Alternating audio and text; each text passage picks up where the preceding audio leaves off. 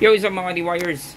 So, meron tayong bagong gawang video kay dito na video machine na medyo hawig doon sa nakaraang ginawa natin. Ang kinaibahan lang nito, yung kanyang woofer is 15 inches.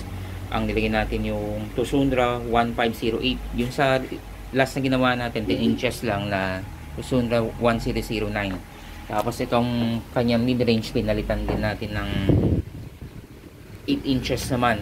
Tosundra din yan.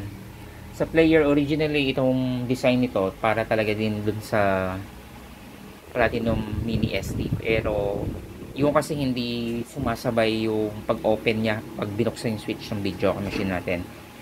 Late na nang gusto ng kliyente yung pag-open daw ng video ng which switch pala, magbubukas na hindi na kailangan switch on ng remote. So pinalitan ng Platinum K-Box 3. So dahil mas makapal yung Platinum K-Box 3 compared dun sa Platinum Mini SD, ayan, tinanggal na lang natin takip para mapagkasya natin. Ginawa na lang natin ang paraan na lata, ganyan, nalagyan tayo ng aluminum flat bar para hindi lang tumama. Pero kung Platinum Mini SD, hindi talaga siya tatama kasi manipis lang yan. Ito makapal tong K-Box 3. So yung player, kagaya lang din dun sa una na Class A na 602. Ito, wala naman yung sticker nito. Yung nakarang sticker na binili ko, concert Ito naman nakalagay Johnson. Pero pares lang yan na Class A.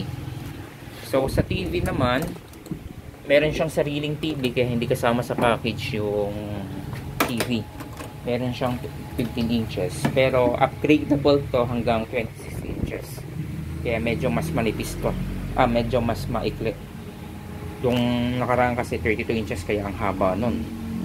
So yan, para naman nagbago. Ayan, dalawa na yung ginilagay kong damper hydraulic para mas okay. So switch natin.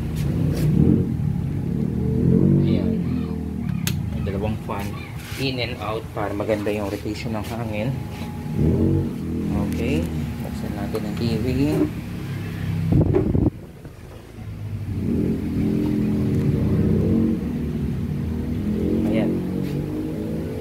Automatic naka-open na yung video player. Hindi tulad dun sa Mini SD, kailangan mo pang i-open gamit ang remote or mano-manong switch on. So para gusto pala magpagawa nito, kahit sang lupalupay ng Pilipinas, pwede natin padala. PM lang kayo sa akin sa Facebook. O kaya dito, mag-comment kayo dito sa comment section nito. O, ilalagay ko na lang din pala dyan sa description yung contact ng details ko para kung gusto nyo magpagawa. So, testingin muna natin lahat ng buttons. 1, 2, 3, 4, 5, 6, 7, 8, 9, 0, 5. Okay.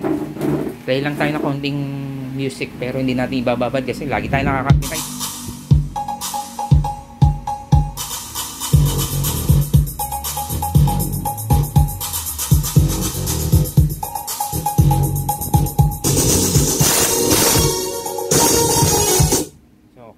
Para hindi naman tayo makapiliid gano'n ni Platinum. Dapat si Platinum hindi nagpapakopyright para namang yung mga nag-vlog ng product nila hindi tinatamad mag-play ng yung mga nagko-content ng video nila, di ba? So yun lang mga ka-D-Wires. Sa mga bagong viewers, please subscribe and pakiclick na rin yung bell button para maging updated kayo sa mga binablog.